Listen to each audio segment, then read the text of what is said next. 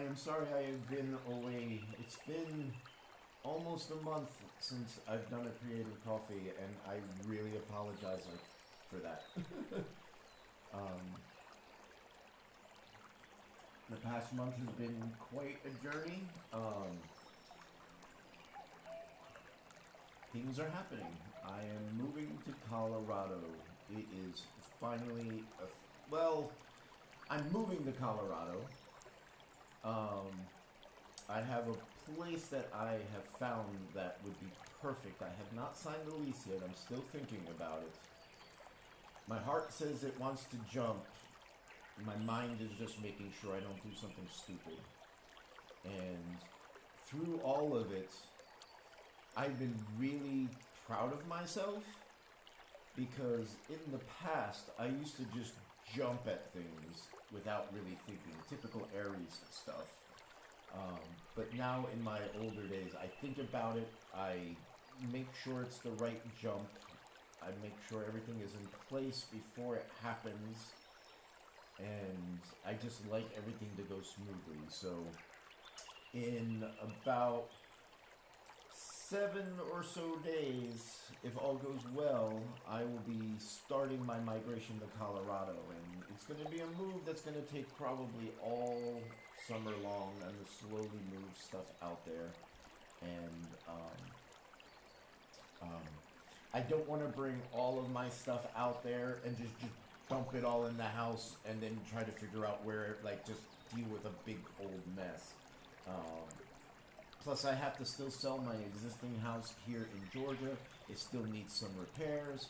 The repairs are underway, and I'm just going to gradually go back and forth to Colorado over the summer and just slowly set the. Well, the goal is to be like, I want to be settled in by the end of summer.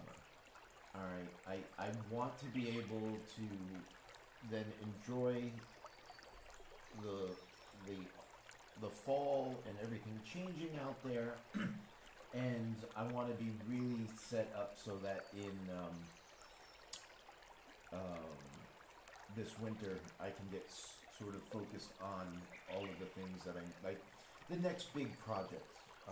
I'm starting a graphic novel this winter, and I want to be in place so that I can start focusing and working on that. So, anyhow, I since I like to name things, I've decided to name this Operation Colorado. Yes, I know it's very original, but it's just the first name that popped up, and it's just Operation Colorado. It's my slow migration to Colorado over the course of the summer, and I'll be having some special things that I'm going to be putting up for sale. I have to downsize a little bit, so I'll be selling a little bit of my artwork, and trying to push my stickers. I now have a Patreon. Well, I've always had a Patreon, but I'm gonna be documenting the whole move through Patreon and my social media. So it's all happening, and it's just trying to keep pushing. So got my coffee this morning, and I really, really have missed doing these creative coffee episodes. They really sort of kept me focused in the beginning part of this year, and it's like I can feel that I haven't done this in a month. I can feel like I'm off center just a little bit. So I'm hoping that these today will be the first step in starting to jump back onto the train. I really want to get more consistent with the streaming, sort of, and also like process videos and all of that. So it's just going to be a very transitional, chaotic, yet ordered summer. I'm used to ordered chaos, so I'm really good at ordered chaos. But I just I'm just feeling like I'm in this place where I need a major change in my life because I feel my work is great.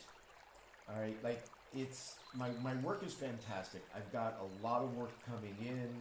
All of my work is really substantial. It means something. You know, it's I'm doing good work, and I'm just not like I just feel stagnant energy in a stagnant place, and I feel like I need a big shift. And I, uh, I I had an experience. I went out to Colorado a few, God, it's almost 3 to 4 weeks now. No, yeah. I headed out a month ago, and good morning. Okay, the volume's got it. Oh, that's weird. Yeah, I'm having an issue with my microphone. I had it on set on mute, but it shouldn't have been. I don't know. It's just weird. Thank you for that. So yeah, just I think over the past 3 years during the pandemic, when when all of that went down, rather than complaining about it, I focused on my work, and I really pushed hard through the pandemic. The problem is I got into a place where I'm just working way too much. I took on way too much, and I'm finally getting like my I call them the pandemic stepchildren. I had 4 or so projects that came up through the pandemic that just were nightmares in terms of just logistics and keeping that project going. And a lot of it had to do with stuff that was outside of my control that I kind of got sucked into, and it was very life draining. So, like, the thing that I've been struggling this year with is I have been heavily life tired, and um, you know, I I just am done with certain things in my life, and like I said, my work is going really well. I just want to be able to do my good work, do it well, and be able to focus on it. And I really just need to be back in the mountains, and I need to be near lakes, and I need to be near rivers. And I wonder if that volume is the volume okay now?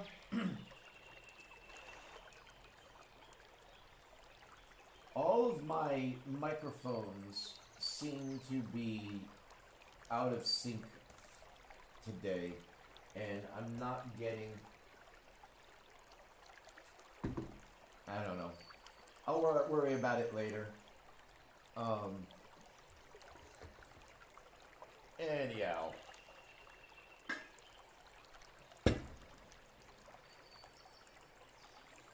So yeah.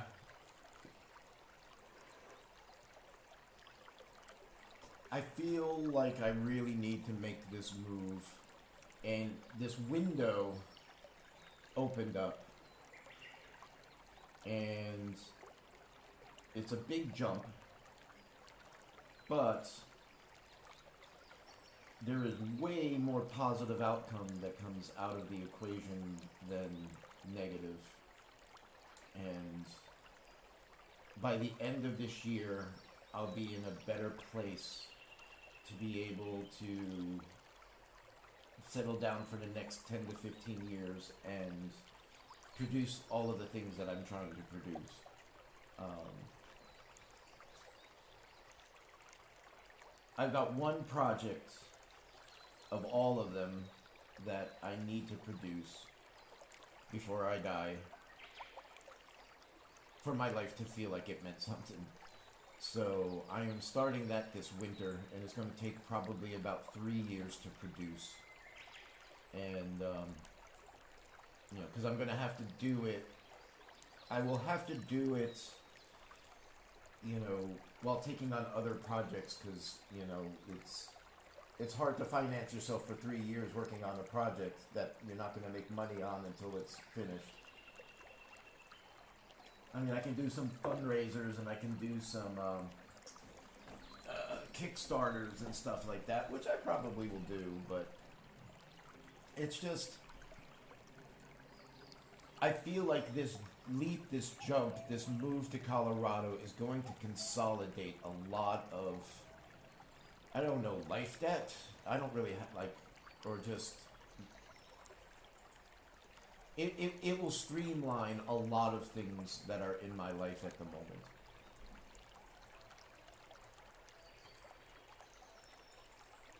So, but yeah, so like a month ago, I was severely life tired, and it really sucked because it was approaching my birthday, and I was just, I had nothing left in me, and I needed to go. And usually when I'm in that situation, I go to Georgetown, Colorado. I go to my friend's bed and breakfast at Clear Creek Inn, and they've been so gracious to give me space where I can just crash and just catch myself, and you know, I do some work for them, but I'm also doing a mural, which I love doing, and it's like a vacation for me. So, they've been very, very gracious and opening up their space for me. A lot of times in the beginning, it's like I have to give them I have to give them money, and it's just like, please take this. I'm because this has been so good to me. And I actually will be moving 2 blocks away from Clear Creek Inn, and I'm looking forward to finally being able to finish that mural. Because I really have only been working on the mural like a week here, a week there, over the course of 3 years. It's probably about, I wouldn't be able to paint this mural that I'm working on out there, because it's been a lot of time and a lot of learning curve, because it's my first mural. But it's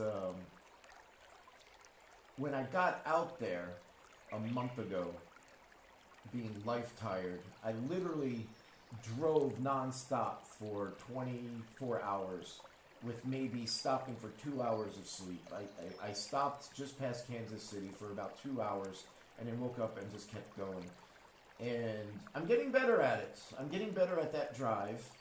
I only needed 2 large coffees instead of the usual 3 to 4 large coffees.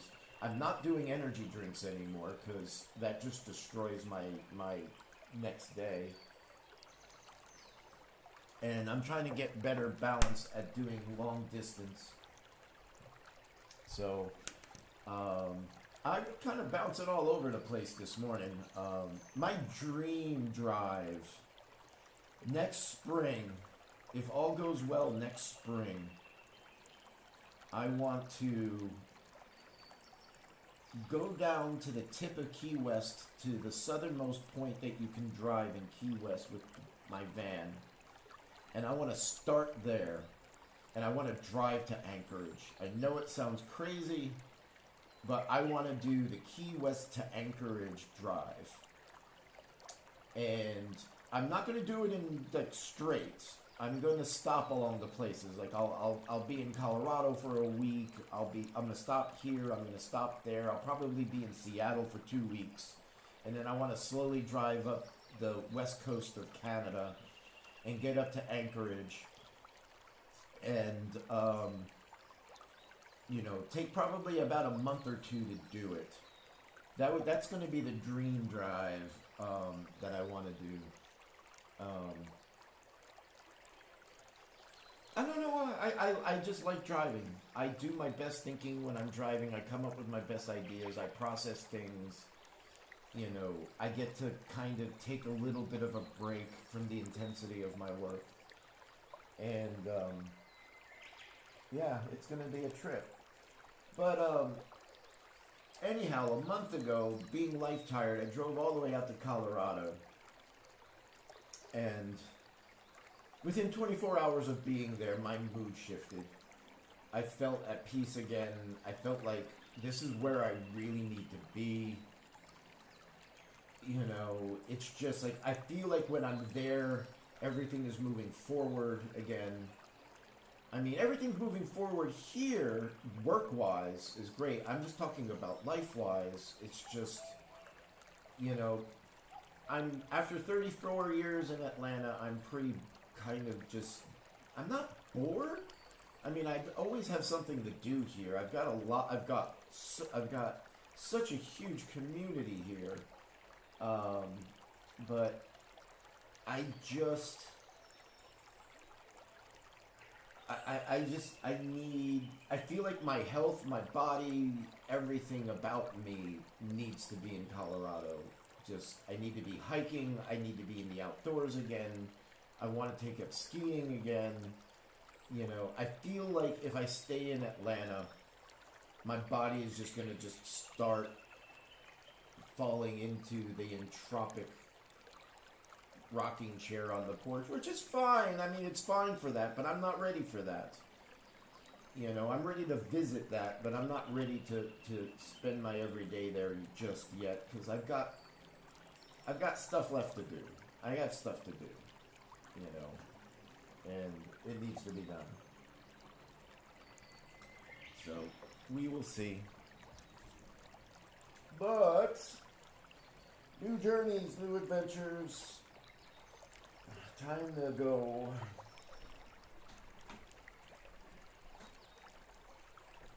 And the good thing about Colorado is I already have a lot of friends that are already out there. You know, I've got a lot of friends in the Denver area, and I've got a lot of friends in the Seattle area. So if there are two places that I would aim at moving, it's either into the Pacific Northwest or into Colorado. Pacific Northwest seems a little bit too far from the East Coast for me. Colorado seems a little bit more right in the middle, where I can have access to both sides. I can have access to either coast within a 2-day drive, which is fine.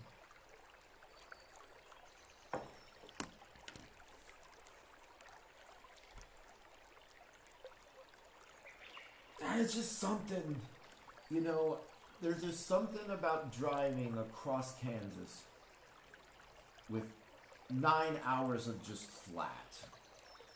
And when you start creeping into the Denver area and you just start to see the shadow of the mountains coming up over the horizons, and you just see this wall of the Rockies that you just drive towards.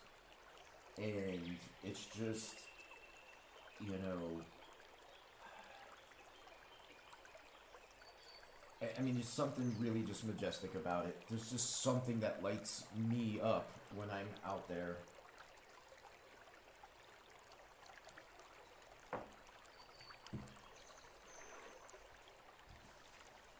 It's my favorite. It's my flavor of crazy. So, anyhow, all right. This is an old scene that I did a while ago when I was first year that I was practicing learning digital art and just experimenting with stuff. I would do like one scene a week, and I would focus on it every morning for about 15 minutes. And this is part of not the graphic novel that I want to start this winter. That one is called Iron. And then this one is a different story. And it doesn't quite have a name yet, but it's got 2 characters. Their names are Ajna and Yosef.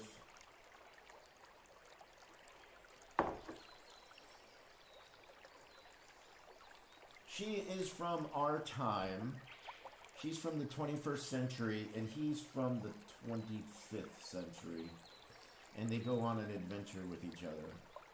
So,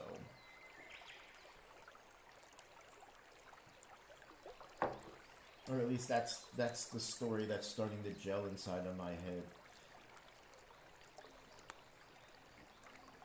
Alrighty then.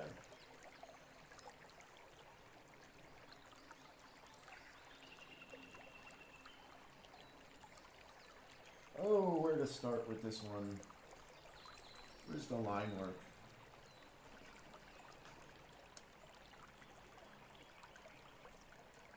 The problem I have is I get way too many ideas and they start funneling through, and I have tried to organize them the best that I can through the years.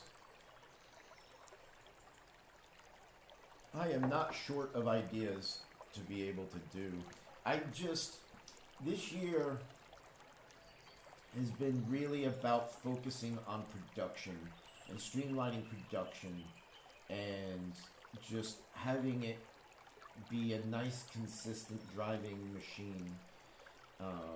And yes, I do. I mean, I have no problem looking at it as a machine because it is a machine. It's a printing press, you know, in my mind. It's like, you know, as a professional artist, you need to have, you know, one of the big things is production. And it's practice, process. Let's see, it's practice, process, production, professionalism, and God, I always forget the last P. I should probably there's a fifth P that I always forget. It's process, your artistic process, your artistic practice, which your process comes out of your practice. Your process is driven because of your act of production. Your professionalism is just how you present yourself and come across to your audience, which is the most important part. And I have it written down somewhere. I'm kind of trying to access it after like not accessing these memories for a while.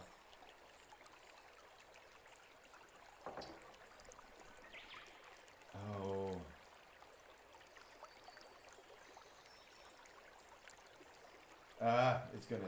It's always that fifth one gets me.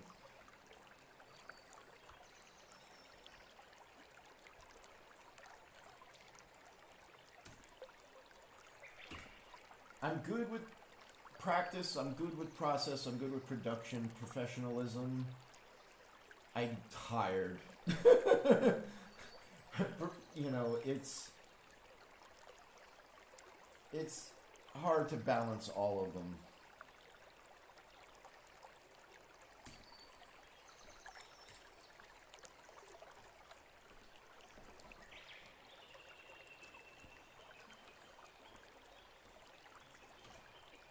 You know, it's sometimes this is hard to explain to like I've tried to explain this to my cousin, who's like, why do you need to keep learning this stuff? Like, why do you need to keep learning? Why do you need to keep learning? You're good. You're a good artist. And and it's like, I get where they're coming from, and they're like, yeah, I am a good artist. I understand that I'm a good artist. I'm a good artist because I understand where my weaknesses are, and I understand what I need to do to make, like, sharpen those tools, to, like, strengthen those skill sets, because I see what people don't see is I am trying to do something, like, trying to get what I see inside of my head into a visual form. If you're just the audience and you see the visual form, yet it comes across as being great, being complete, looking fantastic, but it's not where I want it to be. And, you know, there's this constant sense of having to keep driving the tools, driving the skills, and just keep getting better at it on a constant basis. That's why it's called a practice. All right? Like, with the practice, you're developing means and methods to keep yourself sharp, to keep yourself on the edge. You know, because it's not like I can just be sitting there for 4 months not doing anything, and then all of a sudden, so somebody's like, "Here, quick, produce this work of art." You can't just like jump onto it and then just produce it. You know, it's like like with sports. Like the athlete just doesn't, like when the game starts, the athlete just doesn't jump from their chair and jump onto the field. All right? They got to warm up, they got to stretch, they got to practice. They got to get the movements going. It's not magic. It's not like, I think one of the biggest problems I have with clients is like we have such a stigma that those that are creative, those that can produce artworks, are born with this magical gift that make them superior or above, or just have this magical ability where they can just do things. And nobody understands the work that goes behind that to get to that point. You don't, like, people don't see the, like, falling on the floor from exhaustion from trying to work something out or trying to figure something out. It's, we can't just imagine something and just poop it out of our butts and just, it's there. There's a whole process to it. And a production to it.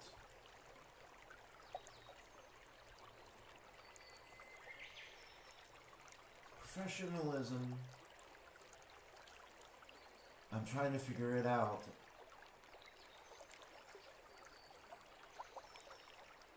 Production, professionalism, process, practice. I don't know. That's why I wrote it. That's why I write this stuff down. It's somewhere in one of my journals. Alrighty. Oh, anyhow, I don't think I'm gonna go. I don't know if I'm gonna go to 9:30 or not. I just wanted today, because I haven't done this in 3 weeks. I just wanted to get out and just start feeling comfortable doing this again. I just wanted to jump on here and,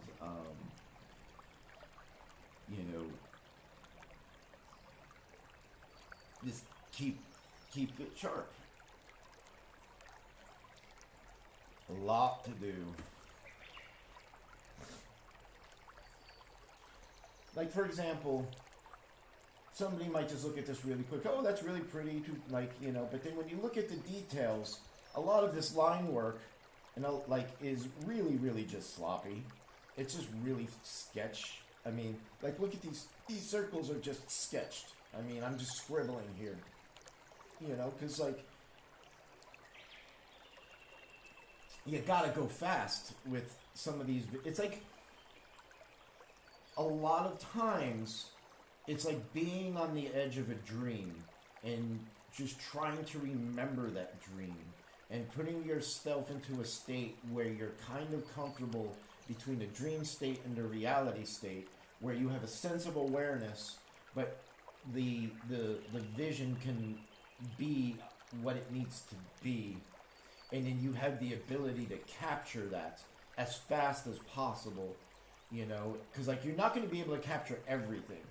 I mean, you can't just sit there and capture you got to capture what are the important things, and you need to know how to capture the important things, and you need to know how to tune into what the important things are, and then you need to be able to, when you're presenting an image, you don't want the entire image to be. I mean, there's a genre for that where everything is just so detailed, where you can just go into the details of everything, and that's fine, but with really, really good storytelling, it's all about focus and perspective and peripheral vision. And, when you're creating a composition, it's about what is the most important part of this picture. Like right here, it's the two characters, and they're about to take off on this journey. And they just started this, and it's just about that connection and about that beginning.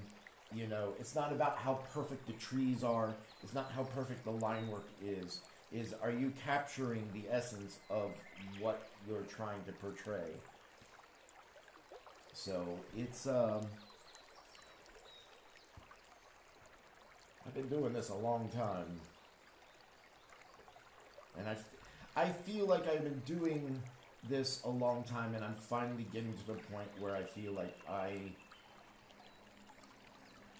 can think about something and I can do it, and I can at least bring it to life in some form or another.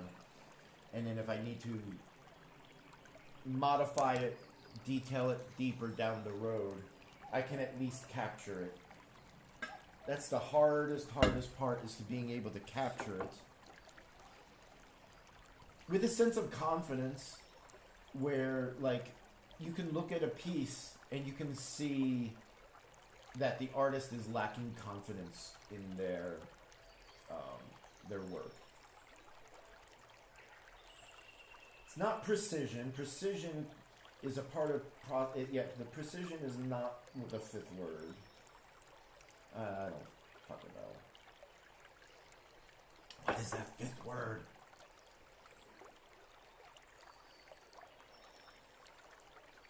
Oh, wait. Prosperity! Ah! That's probably why I'm so frustrated all of the time. Prosperity is the fifth word.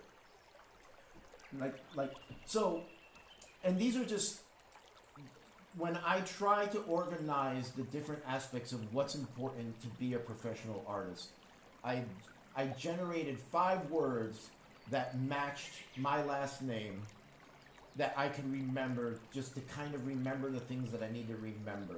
You know, just a way of organizing it. It starts with practice, and then it's process, and then process leads to production, and then production leads to, you need to sell it, and that leads to professionalism, and then professionalism will then take you to prosperity. That's the 5th word, prosperity. Figures I would forget about prosperity. You know, because, like, I put so much more, I measure life more above money. Money is secondary, tertiary. My happiness is always first. I'm going to say it 3 more times, because that's how I remember it. No, I mean, practice, process, production, professionalism, prosperity. Practice. Fuck you. Practice, process, production, professionalism, prosperity. Practice, process, production, professionalism, prosperity. That's the 5 steps to being a successful artist.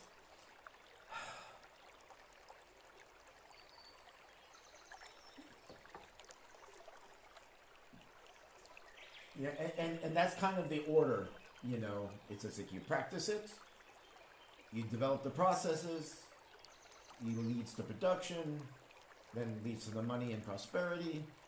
I mean, professionalism. Professionalism is really like the most. Every single one of those is important. But professionalism is the most important one to your audience. All right? Because like, as an artist, you are selling something that nobody needs, but they really, really do. You know? And you've got to have a sense of pride in your work.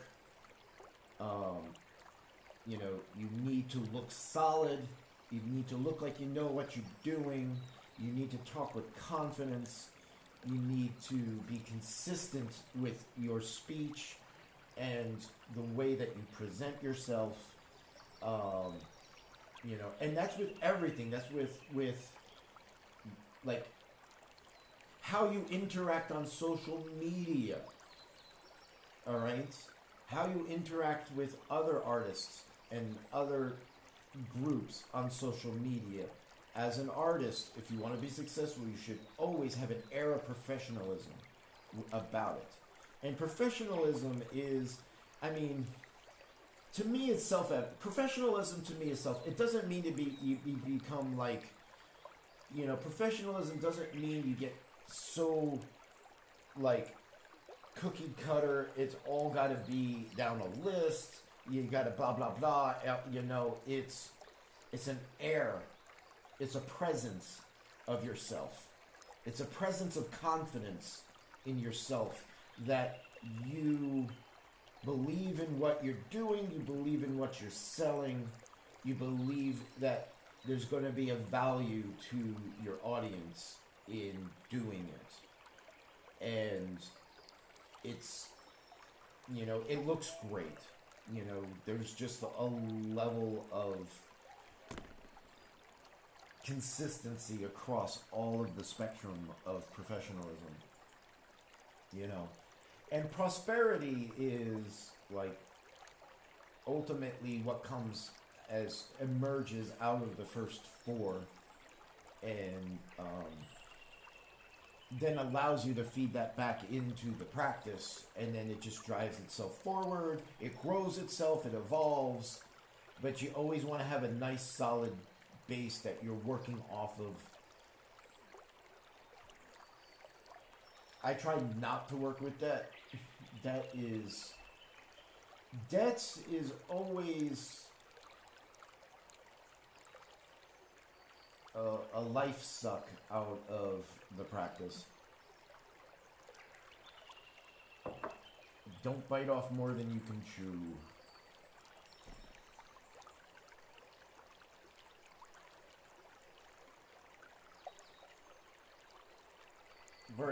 For example, bowl your hands like this, and if you look at that volume that's in that cup of your hands, that is all you need to eat in a meal.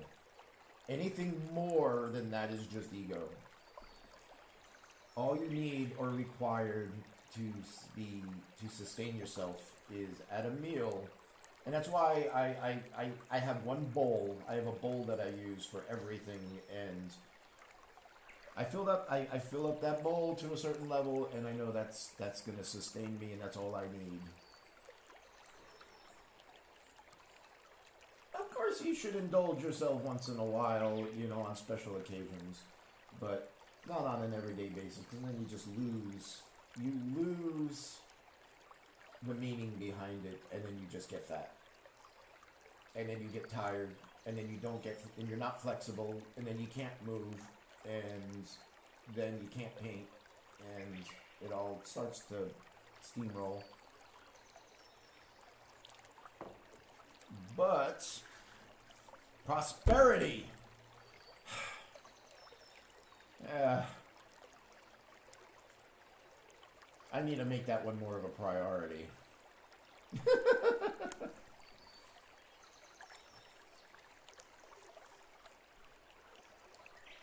I don't know. Oh, I'm gonna make it work somehow. As one gift I am blessed with is the ability to figure out how to make things work, how to make a project work, how to get to the end line with whatever gets thrown in your way. There's always a way. I've always found a way through a difficult project.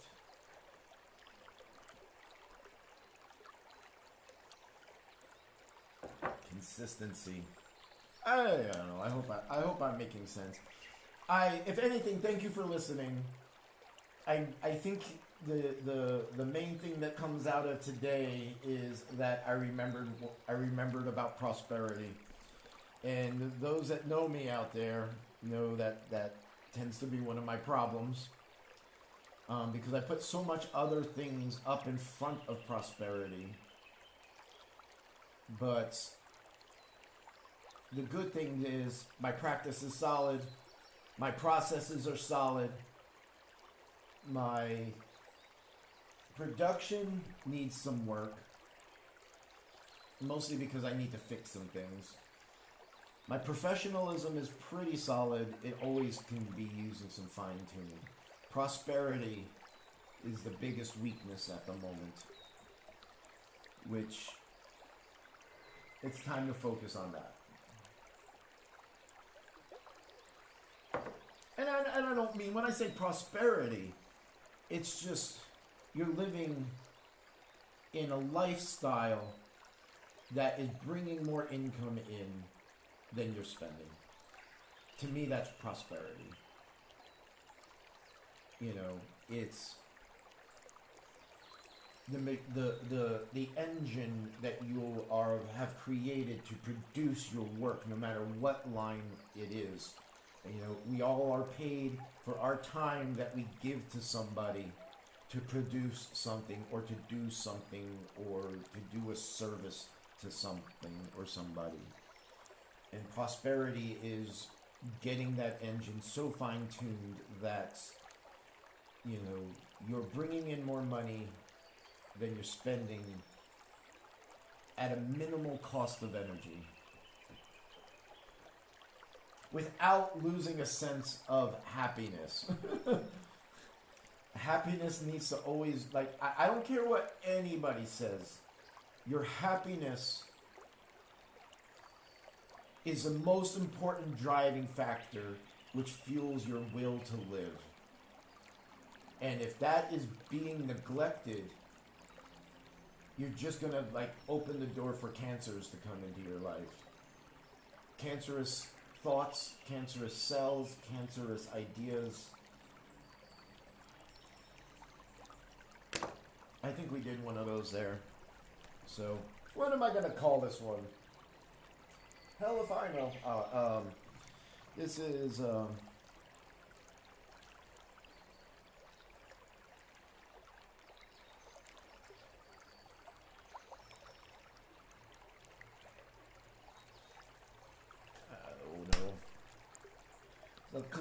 because the last one that I did was this one.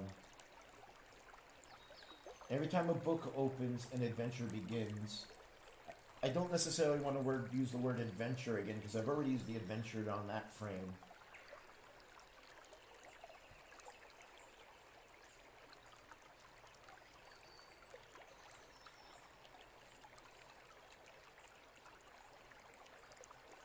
Something like the journey is more better with a friend. The journey. I don't know. It doesn't. It usually dings like a bell when it finally releases itself. Like prosperity. Prosperity. Today's episode is about prosperity and how we oftentimes neglect it. For stupid excuses that we make for ourselves to explain buying 25,000 Lego sets.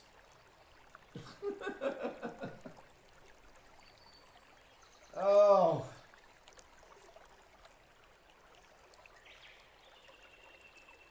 It's weird because I produce things. I don't really consume things that much.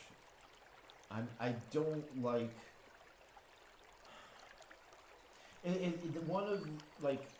one of the rubs that I go up against is I don't necessarily feel the need to own a lot of things. I don't need to collect a lot of things. I'm not a collector. I'm a collector of my own art. I do collect other people's art, but it's not like in a sense of an infatuation. It's like I have rules for things that I own. And if I don't use it within, like, I have a constant process of purging things that I've developed over the past decades or so, where if I'm not using something, it goes. I don't keep it. I don't like things collecting dust. You know, I hate dust. I hate dusting. I hate dusting things. So I don't want things that collect dust. And if they collect dust, I want them to be easily to be clean. I mean, and why? The most precious thing in my life is the time that I get to spend on the canvas, and creating and producing my work. And that's the most important thing to me. And things that pull me away from production or being in my happy space where I'm on the canvas have slowly been removed out of my life over the course of the past 15 years, since the crash of '08. I mean, the crash of '08 back in that 2008 was the biggest wake-up call of my life. Within 2 months, all of my clients went out of business. My entire industry collapsed. And here I am spending the first 15 years of my life out of college, getting to a point where literally in 2007 was the best year of my career. And I got to the point where I got everything finally set up and everything finally in line, and the entire bottom of the pail busted out and everything fell through. And it's like, what do you do? What do you do in a situation like that when your entire industry collapses, nobody's hiring you, and there's just nothing you can do about it? There's just no way to do about it. What do you do? I mean, and in that moment in my life, I had two choices. I can either go, because like up at the point, the only other work experience I had was that of doing retail work. So I had the choice of going back into retail and becoming an assistant manager in a retail establishment where I knew I would be busting my ass for a year, and at the end of the year I would be exhausted and not have anything to show for my year. And I'm like, I don't want to do that. I don't want to go that direction. That's a trap. And I had at least saved up a decent amount. Like, we knew the crash. I knew the crash was coming. So I got myself out of debt, and I put in a little bit of a surplus to be able to kind of wade that wave. And at that time, I had just started really opening up to painting as an option, because, I mean, I didn't start painting until I was 32 years old. You know, at 30 years old, I felt the urge to want to start painting, but then I'm like, I can't start painting at 30 years old. I mean, there's all these kids coming out of school that are so much better. It's just past my time. I'm never going to be good. All right? How can I start something brand new at 30 years old? And I was just like, I'm very grateful that the art just said, screw you, I'm coming anyway. And it was just like some person showing up in your doorstep and just deciding that they're going to live with you now, and there's nothing you can do about it, and you're just stuck with it, and you can either make the best of the situation or you just be unhappy. So, you know, I ended up giving so much to spending that year of '08. And that's where I created the Sunstone painting, the Aztec calendar painting. I spent an entire year working on that painting with the intention that that was going to be the new centerpiece of my portfolio moving forward. And at the end of the year, I was like, if I can produce this, I can do this. And I'm so grateful that I had the courage. And I also had a very, very good support network where I was able to explore that and see whether or not I wanted to do it. And it was, man, if I would have gone back into retail in 2008, I don't even want to think where that would have gone. I probably would have lived, it would probably taken me back to Buckhead. Not that there's anything wrong with Buckhead, but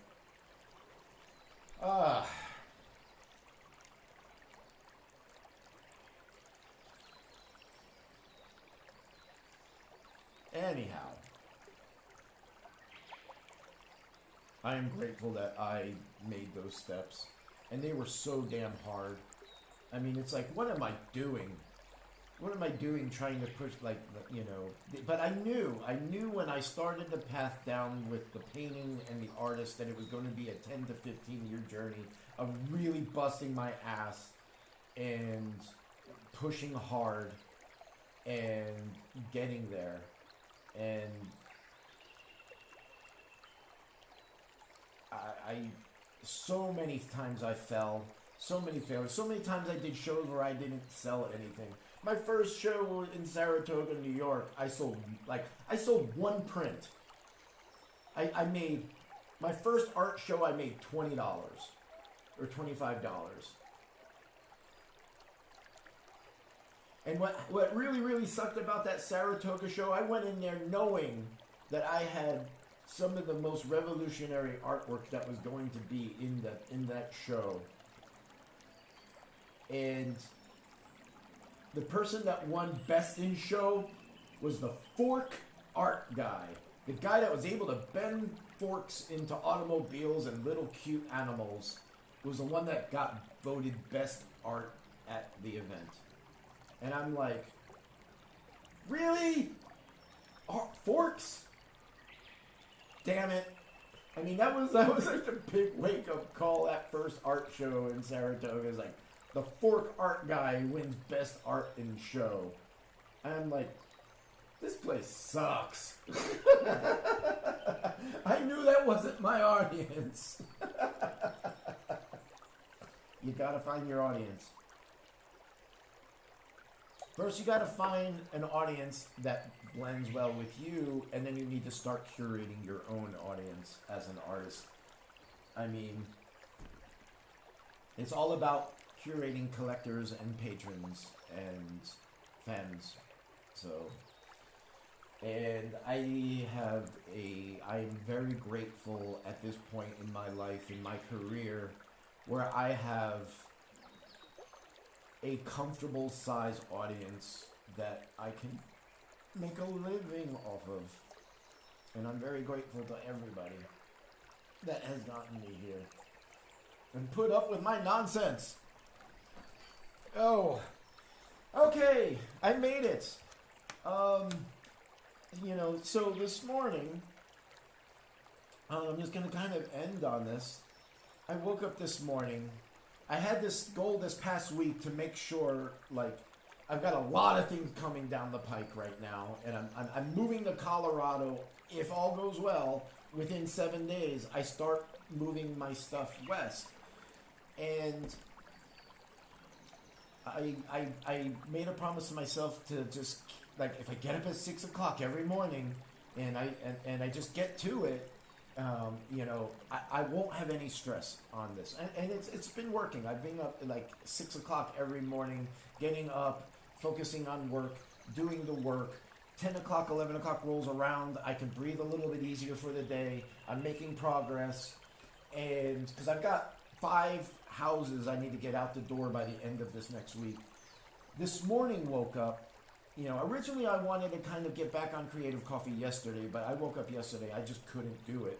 And I woke up this morning with the intention that I was going to do it, and then I'm like, well, no, I'm going to sleep. No, do it. Just do it. Just do it. Just do it. Don't just do it. It doesn't matter if nobody listens or just your dad listens. It's just your dad listening. It's just fucking do it. And yes, I curse. My whole generation curses. Because it's how we rebelled, and it was our sense of freedom that we were able to develop, and we were feeling like we were ripping down walls. So I'm trying not to curse as much and save it for special occasions. Colorful metaphors in the right situations are really where it's at. What's much better now is made-up curse words that just sound right, but they're not really dirty because you made them up.